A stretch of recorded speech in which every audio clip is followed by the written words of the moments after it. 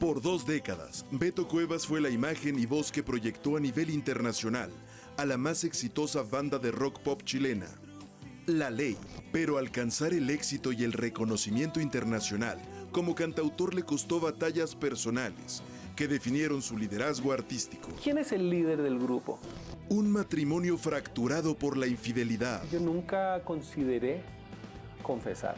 Tentaciones producto de la fama. Cuando comenzamos a tener mucho éxito, evidentemente, el mundo de las drogas...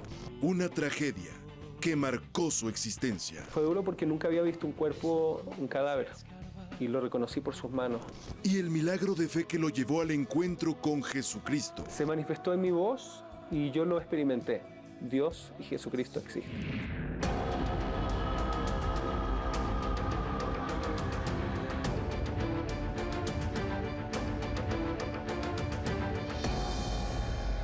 En sus batallas, Beto Cuevas. Si crees en ti mismo, ni el cielo será tu límite.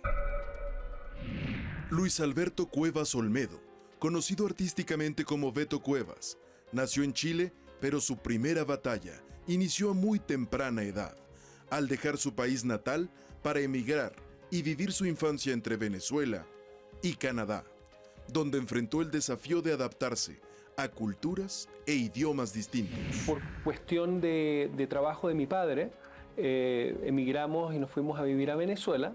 Y bueno, y ahí crecí, viví mi infancia desde los 3 años hasta los 10 años. Era una época distinta de Venezuela. Para mí significó como un trauma muy grande el tener que irme de un país y dejar amigos y dejar familia. A los 11 años, Beto asumió un nuevo cambio. Se mudó con sus padres a Canadá, donde hablar y desenvolverse en los idiomas inglés y francés, así como las bajas temperaturas constantes en aquel país, se convirtieron en sus principales retos. Venezuela es un país tropical y Canadá es un país que en invierno es como estar en el Polo Norte, con hielo, con, digamos, condiciones climáticas extremas. Cuando nuestros papás nos dijeron, a mis hermanas y a mí, que nos íbamos a ir a vivir a Canadá y que íbamos a aprender a hablar francés e inglés, yo estaba feliz de la vida. A mí no me importaba dejar amigos y todo eso. Yo quería definitivamente vivir en un país como ese. Fue una época linda, una época de descubrimiento personal, una época en que yo decidí que lo mío no iban a ser las ciencias, sino que iba a ser artista. Artista en el sentido de las artes plásticas más bien. Nunca me imaginé ni por un segundo que yo iba a ser cantante. Yo creo que si tuviera que identificar un sueño, era ser actor de cine. Eso es lo que yo quería. Y dije, voy a ir a Canadá, voy a estar más cerca de Estados Unidos, eso va a ser mi destino. Claro, uno como niño se imagina las grandes películas. El trabajo de su madre provocó que a finales de los 80s, Beto regresara a Chile, y ahí no solo conoció sus raíces, también su talento artístico. Finalmente, para yo convertirme en artista, tuve que volver a mi raíz, que era mi país. Una de las cosas que me hizo decidir volver a Chile fueron unos libros de Gabriela Mistral, la poetisa chilena, donde hablaba de un Chile, del norte de Chile, que es un lugar más místico, con experiencias místicas. Comencé a conocer a personas muy interesantes. Conocí en una fiesta a un señor que era profesor de parapsicología, y él me contó una historia que bueno, para muchas personas puede ser como muy extraño. Y dice que se encontró con un ser que era como, medía más de 2 metros y que tenía un traje plateado y que era como un ángel. Y que el ángel le dijo que tenía que dejar a su esposa y todo porque tenía otra misión. Ok, parece un tipo, ¿entiendes?, que le metió mucho a los alucinógenos. Pero esa persona me dijo, tú viniste acá a Chile porque fuiste llamado y tú tienes una misión. Y tú le vas a hablar a miles de personas, a multitudes le vas a hablar y tienes un mensaje. Y ese mensaje tiene todo que ver con el amor. Y así empecé a escribir canciones de amor. Establecido en Chile, Beto comenzó a desarrollar sus habilidades en el oficio artístico que había aprendido en Canadá, la pintura y el diseño gráfico. Y fue a través de ello que se conectó con el mundo de la música. Conocí a diferentes personas que se hicieron amigos, y uno de ellos era un gringo que tenía una tienda de discos. Y yo le dije, oye, yo soy ilustrador, soy pintor, te puedo hacer un mural si quieres. ¿En serio? Sí, tengo una técnica nueva que estoy desarrollando con papel periódico y con diario. Me dice, ok, y bueno, y al final hice el mural. Entraba y salía de la disquería y conocí a una amiga que estaba justamente buscando un diseñador gráfico, que era lo que yo había estudiado. Y pues empecé a las pocas semanas ya a trabajar para una marca de jeans que se llamaba Strelly en esa época, y empecé a hacer diseños de playeras, etiquetas para los jeans. Y en el transcurso de ese año, mi hermana, que estudiaba producción de televisión con la que era esposa del baterista de La Ley, le comentó, oye, viene mi hermano que viene llegando de Canadá y es un chico guapo, qué sé yo, y canta súper bien, porque ella me escuchaba cantar en la regadera, pero no lo hacía yo porque quería ser cantante.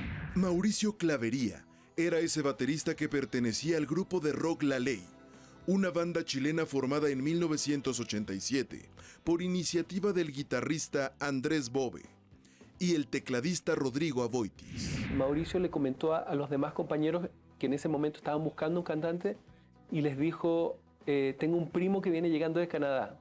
Nunca supe por qué dijo que éramos primos, porque ni siquiera nos conocíamos, pero él me trató de meter como un primo y confió en mi hermana de que yo lo podía hacer. Y recuerdo que fui súper nervioso. A la audición, de alguna manera, me habían pasado un poco de música, me la había aprendido. Ellos vieron el potencial y me dijeron, ok, vuélvela pasado mañana y vamos a seguir ensayando, y así fue.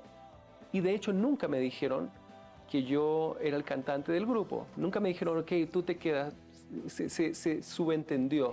Tras integrarse como vocalista de La Ley, Beto Cuevas comenzó lo que con el tiempo sería una exitosa carrera como cantautor, aunque su arrojo lo llevó a confrontar a su principal mentor y fundador de la banda, Andrés Bove. Recuerdo que el fundador del grupo, que en paz descanse, el señor Andrés Bove, que era un tipo muy creativo, que era como un hombre orquesta y hacía canciones. Entonces yo llegaba siempre a ensayar antes que los demás, porque quería más tiempo de ensayo, porque era el más novato. Entonces un día me dice, mira, tengo una idea súper buena, es esta canción. Entonces me muestra la música y me dice, la melodía iría más o menos así, me canta una melodía y la letra tiene que ir por este lado. Entonces yo le dije, a ver, si tú quieres que yo sea cantante de La Ley, imagínate la confianza mía. Si tú quieres que sea cantante de La Ley, tienes que dejar que yo escriba mis letras y mis melodías, porque yo no soy un intérprete, yo soy un artista y yo soy creativo.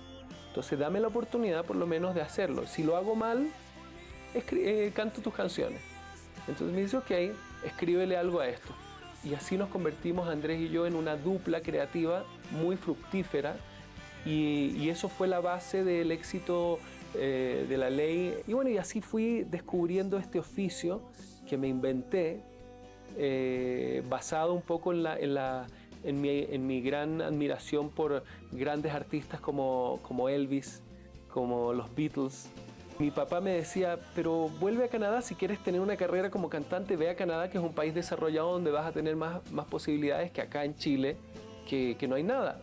Pero yo tenía una sensación de que había algo especial ahí, en el proyecto de La Ley, artísticamente. Éramos un grupo, éramos un clan y generábamos cosas que eran muy interesantes. Entonces me quedé y yo ya me quedé sin padres y sin ser una persona dependiente a los 23 años. El éxito que pronto obtuvo La Ley como banda de rock en Chile traería también las primeras batallas entre los integrantes del grupo. La personalidad, voz y estilo de Beto le dieron una gran popularidad, destacándolo de entre sus dos compañeros, por lo que enfrentó una lucha de egos. Tienes que enfrentarte a muchas luchas, a tus propios fantasmas, a tu propio ego, que es una lucha grande, porque por un lado tienes la educación que has tenido, los valores que te han dado tus padres, y por otro lado tienes el ego y la gente y los aduladores, que son probablemente las personas más peligrosas para la vida de cualquier persona. Pero la inesperada y súbita fama que obtuvo con La Ley llevó a Beto Cuevas a ser tentado por las adicciones. En mi caso, cuando comenzamos a tener mucho éxito, evidentemente el mundo de las drogas, hay promotores que te regalan al principio y todo eso, y evidentemente tuve mi tiempo de experimentación, pero a muy temprana edad, muy rápido, porque yo me hice padre a los 25 años. Yo no quiero llegar a la edad que tengo hoy y ser una persona que arrastra adicciones y que tiene que ir a juntas de alcohólicos anónimos o narcóticos anónimos. No quería nada de eso. Y en parte fue por los valores que me dio mi familia. Las drogas te alejan de lo grande que puedes llegar a ser y del camino positivo que te queda por recorrer. Recuerdo que mi profesor de biología, cuando yo era adolescente, un día entrando en la clase, me preguntó a mí, delante de toda la clase, me dijo: ¿tú sabes cuál es tu peor enemigo? Tu peor enemigo es tu propio cuerpo. Y todo lo que tú lo hagas a tu cuerpo te lo va a devolver hasta el último centavo, tarde o temprano. Y eso me quedó en la mente siempre. Entonces, cuando me encontré años después en situaciones donde había mucha droga y sobre todo muchas personas que te venden eso y te la regalan, yo observaba la situación desde otro punto. Entonces, mi tendencia, ya siendo padre y todo eso, fue: no me quiero enfermar y quiero ser una persona sana. En medio del éxito artístico como vocalista y compositor del grupo La Ley, Beto Cuevas se convirtió a los 25 años en padre de su primer hijo, Diego, fruto de su relación con la modelo Estela Mora. Estaba enamorado de la mujer con quien estaba, que es mi ex mujer, pero es mi actual manager. Tenemos hijos en común, imagínate. Y yo recuerdo perfectamente cuando mi hijo fue concebido. Lo recuerdo porque además fue un niño hecho con amor.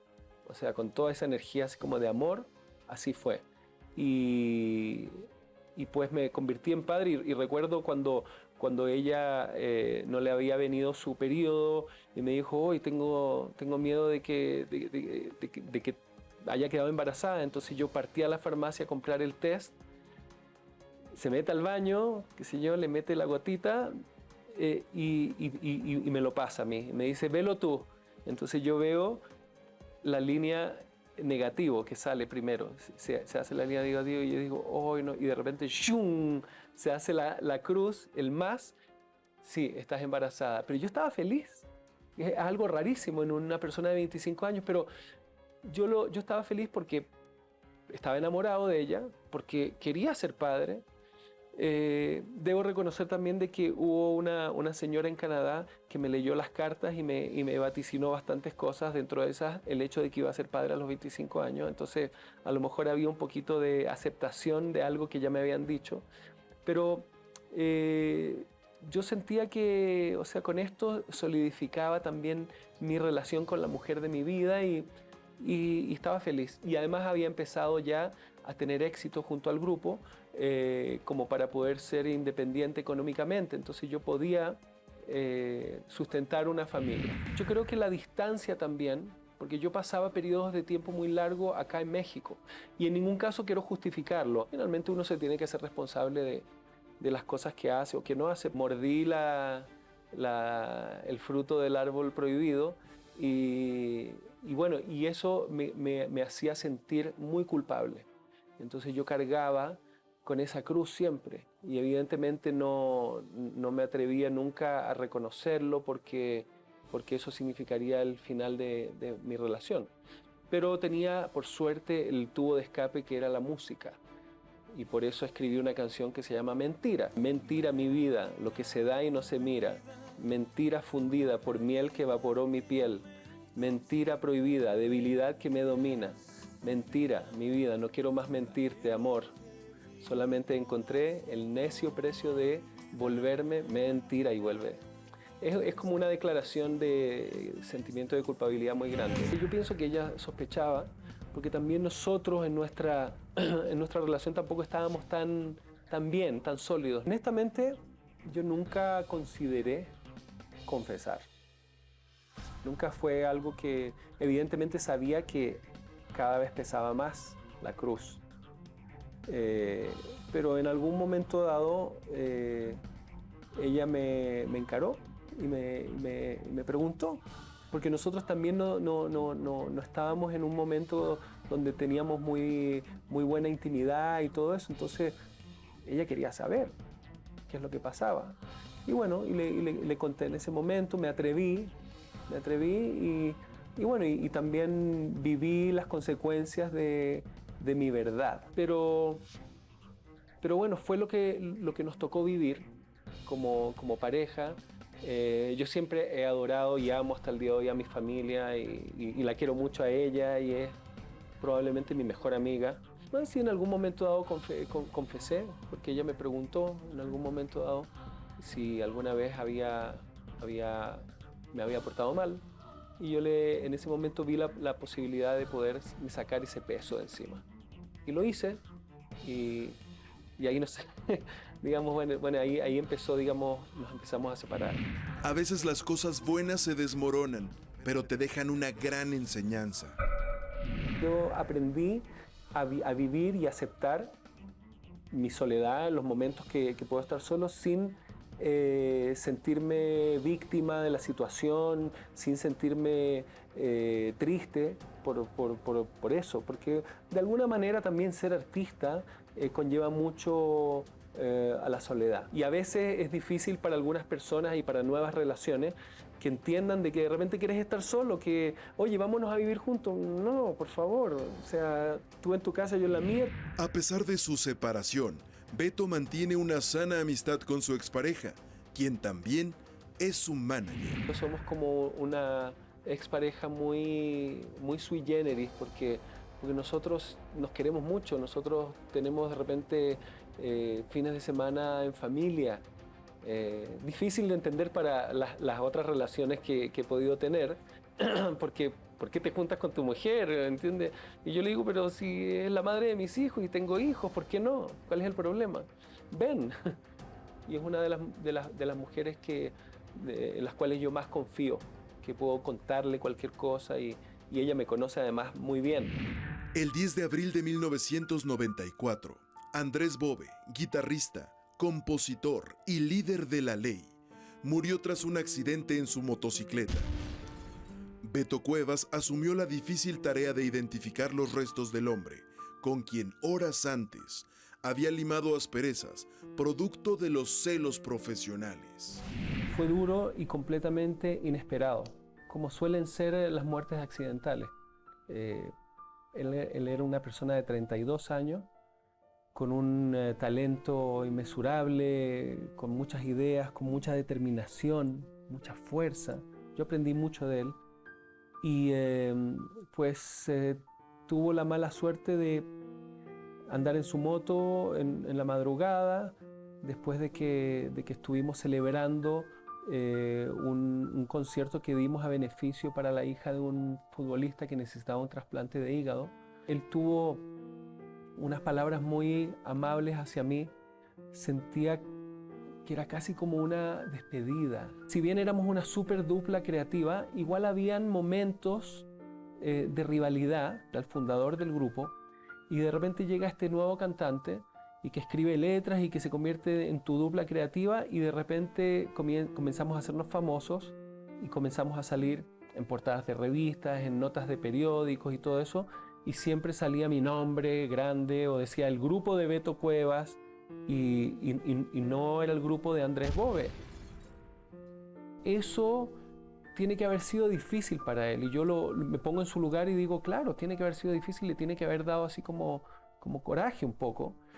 Por otro lado, de repente a mí me pedía, no sé, una revista hacer una portada con mi ex, con la que era mi mujer en ese momento, con mi manager, y ella en esa época era modelo, entonces éramos como una pareja muy llamativa, muy mediática, entonces nos ofrecía muchas cosas así y yo las aceptaba porque yo dije, bueno, ¿qué importa? Es mi pareja y yo quiero salir a una revista, ¿cuál es el problema?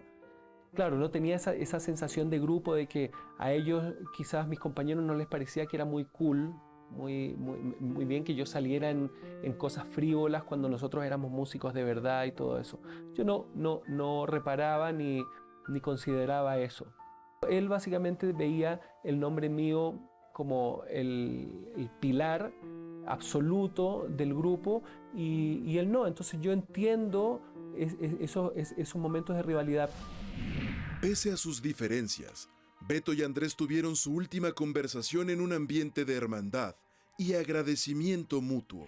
Un par de horas antes de que se muriera, él en algún momento dado me sacó del grupo de la mesa donde estábamos y me invitó al bar. Me dice, Beto, quiero solamente decirte que me siento muy orgulloso de ti y de que tú seas el cantante de este grupo. Y me dijo puras cosas que no me hubiese dicho nunca. O sea, y de verdad, y quiero que sepas que todas las cosas que de repente han sido ásperas entre nosotros, esas sensaciones y todo eso, quiero decirte que a partir de ahora ya no existen. Te quiero, hermano, y me siento orgulloso y afortunado de que nos hayamos cruzado. Él se fue, tomó su camino y tratamos de no dejarlo que se fuera porque estaba en moto y había tomado un poquito.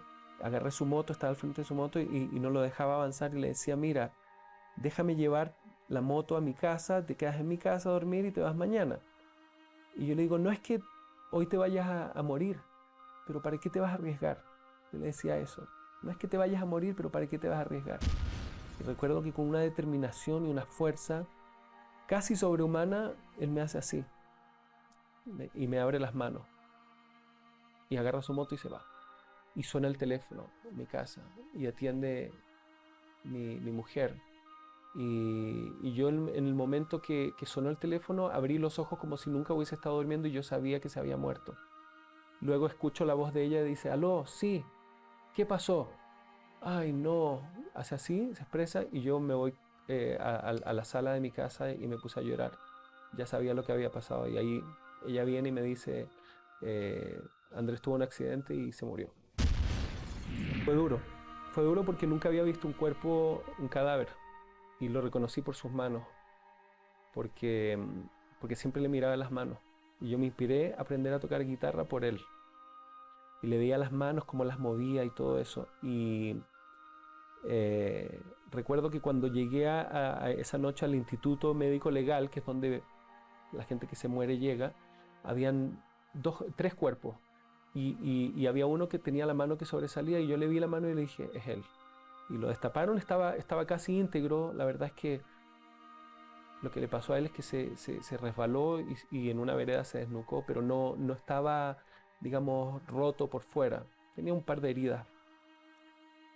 Y recuerdo que lo veía y le toqué el pecho, pero era como tocar esto, el sillón, era una cosa que no vivía.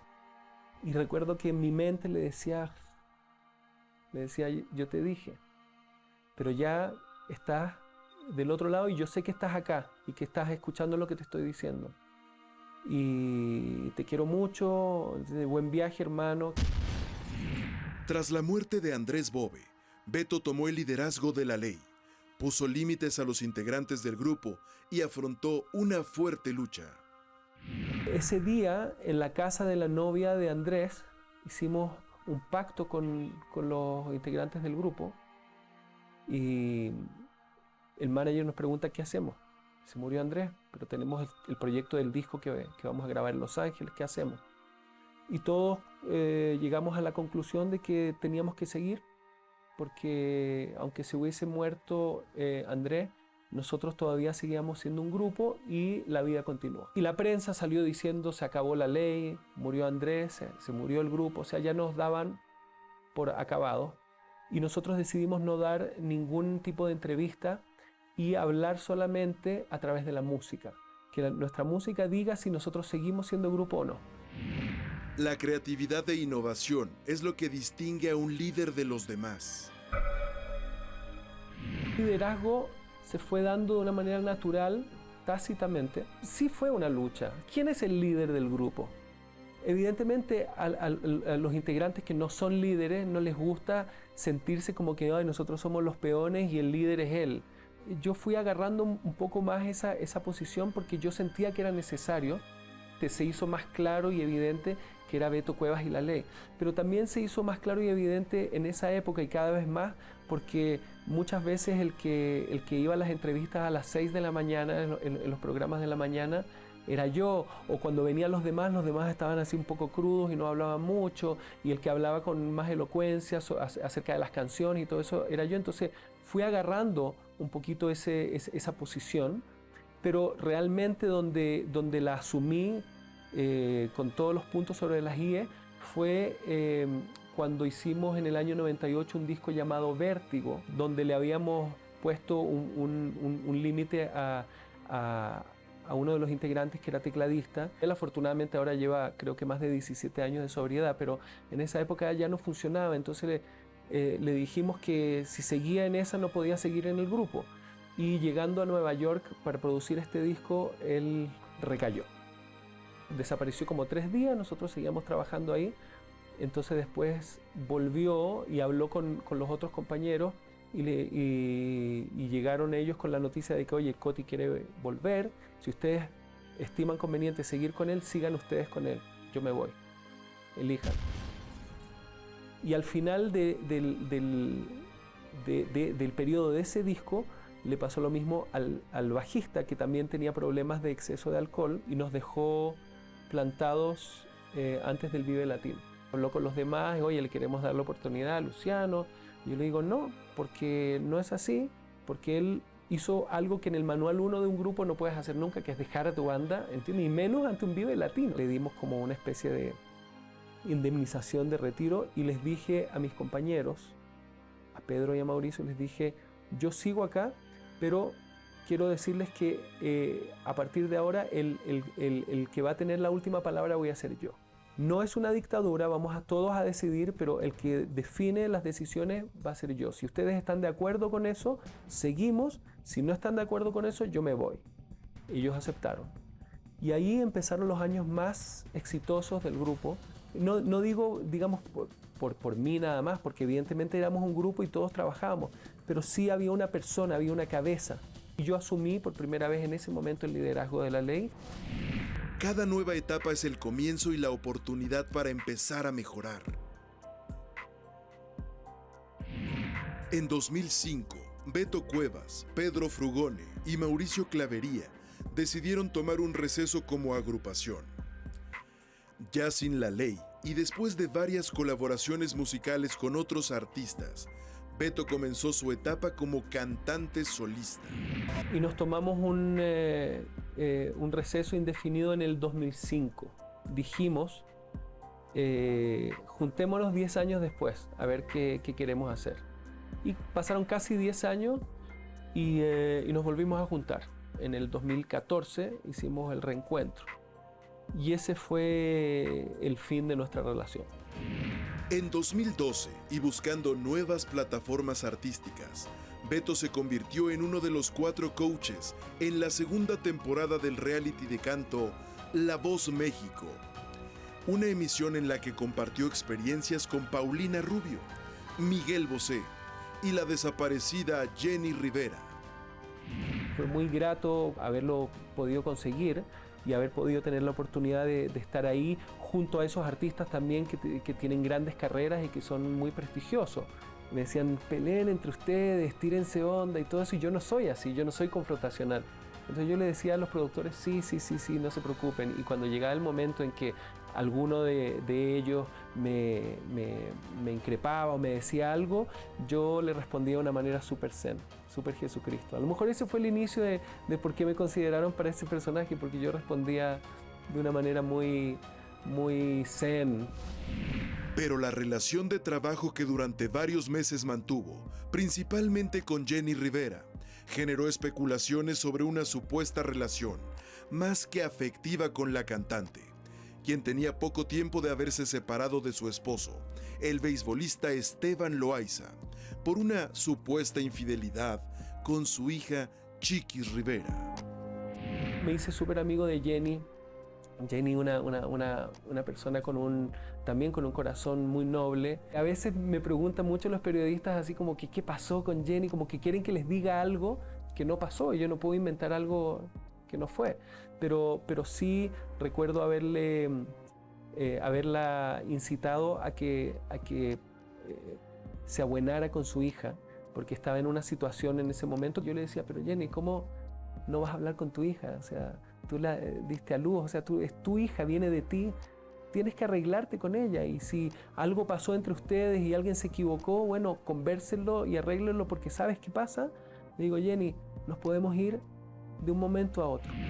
Durante la madrugada del 9 de diciembre de 2012, horas antes de la transmisión en vivo de La Voz México, Beto recibió una llamada telefónica que le alertó sobre la tragedia que se cernía sobre Jenny Rivera, luego de que se confirmara el desplome del avión que la transportaba a la Ciudad de México tras realizar su último concierto en Monterrey. Era la madrugada del domingo, que es cuando hacíamos el programa en vivo. Me llama como a las 5 de la mañana Miguel Ángel Fox, productor del programa, y me dice, Beto, perdona que te llame hasta ahora, pero el programa no se va a hacer hoy como está previsto. Y yo le digo, ¿por qué? ¿Qué pasó? Me dice, lo que pasa es que desapareció el avión de Jenny. Creo que fue de alguna manera una muerte que se estaba anunciando. Y bueno, de hecho me invitó a ese concierto, pero yo no podía ir. Sí, me invitó, imagínate, mi destino hubiese sido otro, si hubiese ido, pero no era mi destino, y cada quien tiene el suyo. Nadie sabe lo que pasó, pero todos nos podemos imaginar que cuando desaparece un avión es porque se cayó. Entonces yo no lo podía creer. En 2019, Beto se convirtió en el único artista extranjero en formar parte del elenco del musical Jesucristo Superestrella, un montaje en el que el chileno compartió créditos con María José, Eric Rubín, Kalimba, Jair, Leonardo de Lozane y Enrique Guzmán. Pero encarnar el importante personaje de Jesucristo puso a prueba su propia fe y humildad. Jesucristo Superestrella, gran experiencia, graduación como cantante de rock, y puedo decirte que hay un antes y un después de Jesucristo Superestrella en mi vida como persona, porque en mi preparación comencé a leer mucho acerca de Jesucristo, luego comencé a ver películas, documentales. Me interesaba el Jesucristo de la Biblia, pero mostrado como un ser humano. Pero yo tuve una experiencia religiosa. Horas antes de su presentación en la Arena Monterrey, Beto sufrió una inflamación en las cuerdas vocales que físicamente lo dejó sin voz. Y yo amanecí ese día afónico y estaban vendidas las dos funciones. Entonces llamo inmediatamente a la gente de producción. De hecho, dormí mucho, me desperté como a las 12:30 para ver si me mejoraba y les dije, estoy afónico y no sé si pueda cantar hoy. No podemos poner al reemplazo, tienes que hacerlo. Entonces me llevaron a ver a un doctor que pudieron conseguir y el doctor me revisó y me dijo, efectivamente estás inflamado, todo, te voy a dar algo, una inyección, pero no te puedo asegurar de que vaya a funcionar porque esto se demora, o sea, se demora por lo menos 8 horas y nosotros estábamos a 3 horas del concierto, de la función. Empieza la primera función con varios accidentes vocales, gallitos, que me salían así porque el instrumento estaba dañado. Y cuando viene el segundo acto, que viene la última escena y luego Getsemaní, que es la canción más demandante de mi personaje, y yo estaba detrás de una columna antes de que saliera en escena y me puse a rezar. Pero me puse a rezar con mucha fe y mucha determinación y me puse a hablar directamente con Dios y con Jesucristo. Y les dije, necesito que me asistan, necesito que piloteen mi voz. Eso es lo que le dije, piloteen mi voz porque yo no puedo y lo quiero hacer. Y tenemos un lugar lleno y quiero inspirar a la gente y quiero que me ayuden, por favor, a hacer esto. Todo es infinitamente posible si puedes creer. La fe mueve siempre la mano de Dios. Esa noche, en medio de la desesperación y la angustia, Beto experimentó una sanación asombrosa sobre el escenario, un acto que interpretó como, dice, un milagro gracias a la intervención poderosa de Jesús. Cuando llega el momento de Getsemaní, que es el momento de la verdad, empiezo a cantarla. Las notas no son muy altas al principio, pero cuando llega la nota alta con voz llena, se me abre la voz y empiezo a cantar mejor que cuando estoy bien. O sea, era como, yo no lo podía creer, porque yo digo, me están asistiendo, están ayudándome a hacer algo que yo físicamente no podría hacer. Y yo lo sentí, no era una cosa que me están contando, ni era tampoco los remedios que hicieron efecto, porque los remedios no hicieron efecto hasta el otro día. Se manifestó en mi voz y yo lo experimenté. Lo único que te puedo decir, entiendes, con toda la certeza del mundo, es que Dios y Jesucristo existen. ¡Existe! Es de verdad, pero no como predicador, le digo, acabo de tener la prueba de que existe Dios. Y me ayudaron, me ayudó Jesucristo, Dios, quien sea, pero me ayudaron y pilotearon mi voz. Milagro. Yo sufrí, o no sufrí, más bien fui sujeto de un milagro. Termina la función, pasan personas a saludar, amigos que me conocen y que saben de música, me saludan y me dicen, oye, qué fantástico, espectacular. Si todos me halagaban la voz, entonces yo digo, la gente escuchó otra cosa. Y de hecho, llamé a mi papá cuando me pasó esto y le conté y los dos llorábamos. Y yo recuerdo que antes hubiese visto, por ejemplo, estos típicos shows de predicadores, donde la gente de repente está toda así como que pareciera que está poseída por el Espíritu Santo y yo digo, ay, por Dios, qué show que ponen acá, todo eso. Ahora yo veo eso y si bien existe la posibilidad de que haya mucha charlatanería, yo creo que hay muchas de esas personas y muchas de esas cosas que son reales, porque yo lo sentí. Entonces a mí no me lo cuenta nadie, yo sentí la presencia de Dios y de Jesucristo en mí. Y aquí está, en este escenario, la ley hecho hombre, Beto Cuevas.